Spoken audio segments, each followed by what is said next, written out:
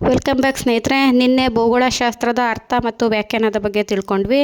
ಅದ್ರ ಪಿತಾಮಹ ಯಾರು ಅಂತ ತಿಳ್ಕೊಂಡ್ವಿ. ಈ ಅಧ್ಯಯನದಲ್ಲಿ ನಾವು ಭೂಮಿಯ ಬಗ್ಗೆ ತಿಳಿದುಕೊಳ್ಳೋಣ.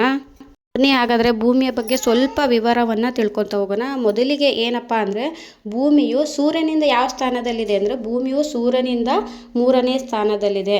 ಅಂದರೆ ಏನಪ್ಪ ಅಂದರೆ, ಸೌರ್ಯ ಕೇಂದ್ರಿತವಾಗಿ ಅಂದರೆ ಸೂರ್ಯ ಮಧ್ಯೆ ಇರ್ತಾನಲ್ಲ, ಅಲ್ಲಿಂದ ಭೂಮಿ ಎಷ್ಟನೇ ಸ್ಥಾನದಲ್ಲಿದೆ, 2 ಗ್ರಹಗಳನ್ನು ಬಿಟ್ಟು 3ನೇ ಸ್ಥಾನದಲ್ಲಿ ಭೂಮಿ ಇದೆ. ಇದನ್ನು ನೋಡಿ ಈ ಚಿತ್ರದಲ್ಲಿ ನಮಗೆ ಅವುಗಳ ಸ್ಥಾನ ನಮಗೆ ಗೊತ್ತಾಗ್ತಾ ಹೋಗುತ್ತೆ. ನೋಡಿ ಇಲ್ಲಿ ಸ್ನೇಹಿತರೆ, 1ನೇ ಸ್ಥಾನದಲ್ಲಿ ಬುಧ ಇದೆ, 2ನೇ ಸ್ಥಾನದಲ್ಲಿ ಶುಕ್ರ ಇದೆ, 3ನೇ ಸ್ಥಾನದಲ್ಲಿ ಭೂಮಿ, 4ನೇ ಸ್ಥಾನದಲ್ಲಿ ಮಂಗಳ, 5ನೇ ಸ್ಥಾನದಲ್ಲಿ ಗುರು, 6ನೇ ಸ್ಥಾನದಲ್ಲಿ ಶನಿ, 7ನೇ ಸ್ಥಾನದಲ್ಲಿ ಯುರೇನಸ್, 8ನೇ ಸ್ಥಾನದಲ್ಲಿ ನೆಪ್ಚೂನ್ ಮತ್ತು ಕೊನೆಯದಾಗಿ ಪ್ಲೂಟೋ ಇದೆ. ಗ್ರಹವನ್ನು ಈಗ ಗ್ರಹ ಅಲ್ಲ ಅಂತ ಹೇಳ್ಬಿಟ್ಟು ತೆಗೆದಿದ್ದಾರೆ. ಯಾಕೆ, ಏನು, ಯಾವಾಗ ತೆಗೆದ್ರು ಅನ್ನೋದನ್ನು ನಾವು ಮುಂದೆ ತಿಳ್ಕೊಂತ ಹೋಗೋಣ. 1ನೇ ಪಾಯಿಂಟ್ ಅರ್ಥ ಆಯ್ತಲ್ಲ, ಸೂರ್ಯನಿಂದ ಭೂಮಿ 3ನೇ ಸ್ಥಾನದಲ್ಲಿದೆ. ಸರಿ, ಇವಾಗ ಹಾಗಾದರೆ 2ನೇ ಪಾಯಿಂಟನ್ನು ತಿಳ್ಕೊತಾ ಹೋಗೋಣ. 2ನೇ ಪಾಯಿಂಟ್ ಬಂದುಬಿಟ್ಟು, ಭೂಮಿಯು ಸೌರವ್ಯೂಹದ 5ನೇ ದೊಡ್ಡ ಗ್ರಹವಾಗಿದೆ. ಅಂದರೆ ಏನಪ್ಪ ಅಂದರೆ, ಈಗ ನಾವು ವೆಯ್ಟ್ ವೈಸ್ ನೋಡ್ಕೊತ ಹೋದರೆ ಭೂಮಿ ಎಷ್ಟನೇ ದೊಡ್ಡ ಗ್ರಹ ಆಗಿದೆ ಅಂದರೆ 5ನೇ ದೊಡ್ಡ ಗ್ರಹ ಆಗಿದೆ. ನಿಮಗೆ ಗೊತ್ತಿರೋ ಹಾಗೆ 1ನೇ ದೊಡ್ಡ ಗ್ರಹ ಯಾವುದು? ಗುರು ಗ್ರಹ. 2ನೇ ಪಾಯಿಂಟ್ ಅರ್ಥ ಆಯ್ತಲ್ವ ನಿಮಗೆ? 5ನೇ ದೊಡ್ಡ ಗ್ರಹ ಆಗಿದೆ. ಇಲ್ಲಿ ನೋಡಿ ಸ್ಲೈಡಲ್ಲಿ ನಿಮಗೆ ಗಾತ್ರದ್ದೆಲ್ಲ ಮಾಹಿತಿಯನ್ನು ಕೊಟ್ಟಿದ್ದಾರೆ, ಆದರೆ ಇದರಲ್ಲಿ ನಿಮಗೆ ಸರಿಯಾಗಿ ಕಾಣಿಸ್ತಿಲ್ಲ. ನಾನು ಆಕಾಶಕಾಯಿಗಳ ಬಗ್ಗೆ ಕ್ಲಾಸ್ ತಗೊಂಡಾಗ ನಿಮಗೆ ಇನ್ನೂ ಹೆಚ್ಚಿನ ಮಾಹಿತಿಯನ್ನು ಕೊಡ್ತಾ ಹೋಗ್ತೀನಿ ಸ್ನೇಹಿತರೆ. ಬನ್ನಿ ಹಾಗಾದರೆ ನೆಕ್ಸ್ಟ್ ಪಾಯಿಂಟ್ ಯಾವುದು ಅಂತ ನೋಡೋಣ. 3ನೇ ಪಾಯಿಂಟ್ ಯಾವುದು ಅಂದರೆ, ಭೂಮಿಯು ಮಣ್ಣು ಮತ್ತು ಶಿಲೆಗಳಿಂದ ಕೂಡಿರುವುದರಿಂದ ಇದನ್ನು ಭೌಮಿಕ ಗ್ರಹ ಅಥವಾ ಟೆರಿಸ್ಟಿಯಲ್ ಗ್ರಹ ಎಂದು ಕರೆಯುತ್ತೇವೆ.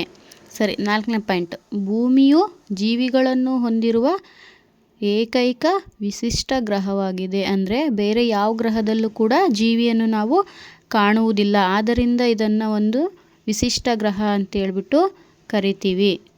ವಿಶಿಷ್ಟ ಗ್ರಹ ಅಂತ ಯಾಕೆ ಕರಿತೀವಿ ಅಂದರೆ, ಸೂರ್ಯ ಮತ್ತು ಭೂಮಿಯ ನಡುವಿನ ಅಂತರವೇ ಇದಕ್ಕೆ ಕಾರಣ. ಅಂದರೆ ಏನಪ್ಪ ಅಂದರೆ, ಸೂಕ್ತವಾದ ನೀರಿನ ಅಸ್ತಿತ್ವ, ವಾಯುಮಂಡಲದ ಸ್ಥಿತಿ ಎಲ್ಲವೂ ಭೂಮಿಯೊಳಗಡೆ ಇದೆ.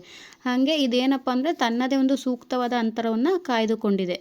ಈ ಎಲ್ಲ ಮಾಹಿತಿಯನ್ನು ನಿಮಗೆ ಹೇಳಿದ ಮೇಲೆ ಅನ್ನಿಸ್ತಾ ಇದೆ ಅಲ್ವಾ, ಭೂಮಿ ಒಂದು ವಿಶಿಷ್ಟ ಗ್ರಹವಾಗಿದೆ ಅನ್ನೋದು ಸರಿಯಾಗಿದೆ ಅನ್ನೋ ಮಾಹಿತಿ ನಿಮಗೆ ಸಿಗುತ್ತೆ ಅಲ್ವಾ.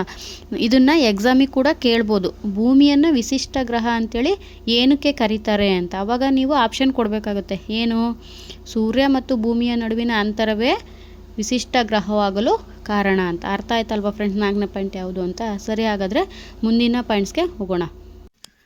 ಮುಂದಿನ ಪಾಯಿಂಟು ತುಂಬ ಮುಖ್ಯ. ಭೂಮಿಗೆ ಇರುವಂಥ ವಿವಿಧ ಹೆಸರುಗಳು ಯಾವುವು ಅಂತ. ಭೂಮಿಗೆ ನಾವು ಯಾವ್ಯಾವ ಹೆಸರಿಂದ ಕರಿತೀವಿ ಅಂದರೆ, ಜಲಾವೃತ ಗ್ರಹ, ನೀಲಿ ಗ್ರಹ, ಮಾನವ ನಿರ್ಮಿತ ಹಸಿರುಮನೆ ಗ್ರಹ, ಜೀವಿ ಗ್ರಹ, ವಿಶಿಷ್ಟ ಗ್ರಹ ಇತ್ಯಾದಿ ಹೆಸರುಗಳಿಂದ ನಾವು ಭೂಮಿಯನ್ನು ಕರೀತಾ ಹೋಗ್ತೇವೆ. ಮುಂದಿನ ಪಾಯಿಂಟ್ ಬಹುಮುಖ್ಯವಾದದ್ದು, ಎಕ್ಸಾಮಿಗೆ ಕೇಳ್ತಾರೆ, ಭೂಮಿಯ ಆಕಾರ ಮತ್ತು ಗಾತ್ರ. ಭೂಮಿಯ ಆಕಾರವನ್ನು ನಾವು ಭೂಮ್ಯಾಕಾರ ಅಥವಾ ಗೋಳಾಕಾರ ಜಿಯಾಡ್ ಎಂದು ಕರೆಯುತ್ತೇವೆ. ಅಂದರೆ ಭೂಮ್ಯಾಕಾರ ಅಂದರೆ ಏನು ಅಂದರೆ, ಭೂಮಿಯು ಪೂರ್ಣವಾಗಿ ವೃತ್ತಾಕಾರವಾಗಿರದೆ ಧ್ರುವಗಳಲ್ಲಿ ಚಪ್ಪಟೆಯಾಗಿದ್ದು ಸಮಭಾಜಕ ವೃತ್ತದ ಬಳಿ ಉಬ್ಬಿದಂತಿದೆ. ಈ ವಿಶಿಷ್ಟ ಆಕಾರವೇ ಭೂಮ್ಯಾಕಾರ.